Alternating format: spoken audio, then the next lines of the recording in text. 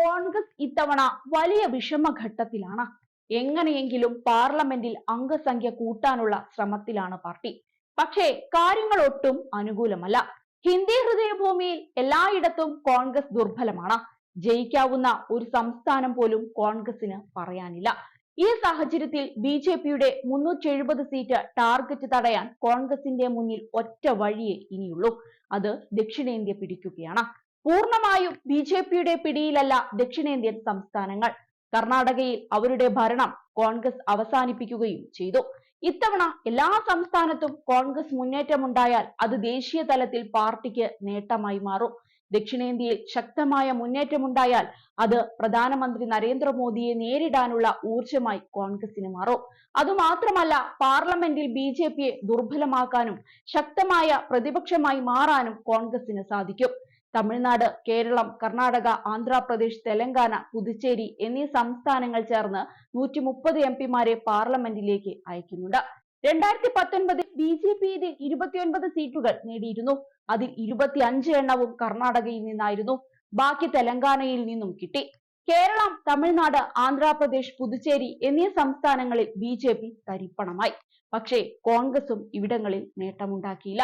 വെറും 28 സീറ്റാണ് പാർട്ടി നേടിയത്. അതേസമയം തന്നെ കോൺഗ്രസ് നേടിയ സീറ്റുകളെല്ലാം എല്ലാ സംസ്ഥാനങ്ങളിൽ നിന്നുമായിട്ടാണ്. തമിഴ്നാട്ടിൽ 8 സീറ്റുകൾ അവർ നേടി.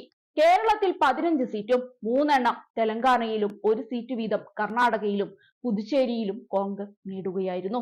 ദക്ഷിണേന്ത്യയിൽ കോൺഗ്രസിന് 2 സംസ്ഥാനങ്ങളിൽ ഭരണമുണ്ട്, കർണാടകയും തെലങ്കാനയും. അതുകൊണ്ട് കോൺഗ്രസിന് പിടിവള്ളിയാണ്. തമിഴ്നാട്ടിൽ ഭരണത്തിന്റെ ഭാഗവുമാണ് കോൺഗ്രസ്. കേരളത്തിലും പുതുച്ചേരിയിലും പാർട്ടിക്ക് ശക്തമായ സാന്നിധ്യവുമുണ്ട്. ഇതോടെ ആന്ധ്രാപ്രദേശ് മാത്രമാണ് തുല്യ പോരാട്ടം നടക്കുന്ന ഇടം.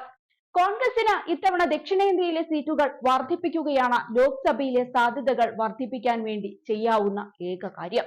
ഹിന്ദി ഹൃദയ ഭൂമിയിൽ ബി.ജെ.പിയെ വീഴ്ത്തുക ഇപ്പോഴത്തെ നിലയിൽ കോൺഗ്രസിന് അസാധ്യമാണ്. 2019 185 സീറ്റുകളാണ് ബി.ജെ.പി ഇവിടെ നിന്ന് നേടിയത്. എന്നാൽ കോൺഗ്രസോ ആകെ 5 സീറ്റ് മാത്രമാണ് നേടിയത്. മത്സരിക്കുന്ന സീറ്റുകളുടെയും അത് വിജയിക്കുന്നതിന്റെ കാര്യത്തിൽ ദക്ഷിണേന്ത്യ ഇത്തവണയും മുന്നിൽ നിൽക്കും. കർണാടകയിലും തെലങ്കാനയിലുമായിരിക്കും കോൺഗ്രസ് കൂടുതൽ ഫോക്കസ് ചെയ്യുക. കർണാടകയിൽ സീനിയർ നേതാക്കളെ അടക്കം മത്സരിപ്പിക്കാനായി ഇറങ്ങാനാണ് കോൺഗ്രസിന്റെ തീരുമാനം.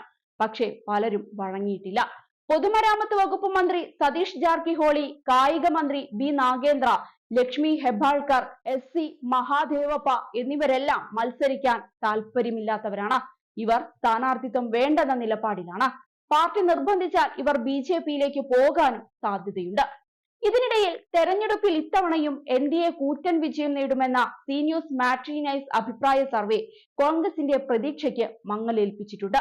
377 സീറ്റുകളാണ് സഖ്യത്തിന് പ്രവചിക്കുന്നത്. ഇന്ത്യ സഖ്യം 94 സീറ്റിൽ ഒതുങ്ങുമെന്നും മറ്റു പാർട്ടികൾ 72 വരെ സീറ്റുകൾ നേടുമെന്നും സർവേ പറയുന്നുണ്ട്. ലോക്സഭാ തെരഞ്ഞെടുപ്പിൽ ഏറ്റവും നിർണായകമായ സംസ്ഥാനങ്ങളിലൊന്നായ ബീഹാറിൽ എൻ.ഡി.എ സഖ്യത്തിന് 37 സീറ്റുകളാണ് സർവേ പ്രവചിക്കുന്നത്. അതേസമയം ഇന്ത്യ സഖ്യത്തിന് 3 സീറ്റുകൾ കൊണ്ട് തൃപ്തിപ്പെടേണ്ടി വരും. മറ്റൊരു സംസ്ഥാനമായ ബംഗാളിൽ 24 സീറ്റിൽ തൃണമൂൽ വിജയിക്കും. എന്നാൽ ബി.ജെ.പി ഇത്തവണ അട്ടിമറി മുന്നേറ്റം കാഴ്ചവെക്കും. 17 സീറ്റുകൾ വരെ നേടും. ഇന്ത്യ സഖ്യം 1 സീറ്റിൽ ഒതുങ്ങുമെന്നും സർവേ പറയുന്നുണ്ട്. ഇതെല്ലാം കോൺഗ്രസിനെ അക്ഷരാർത്ഥത്തിൽ ഞെട്ടിച്ചിരിക്കുകയാണ്.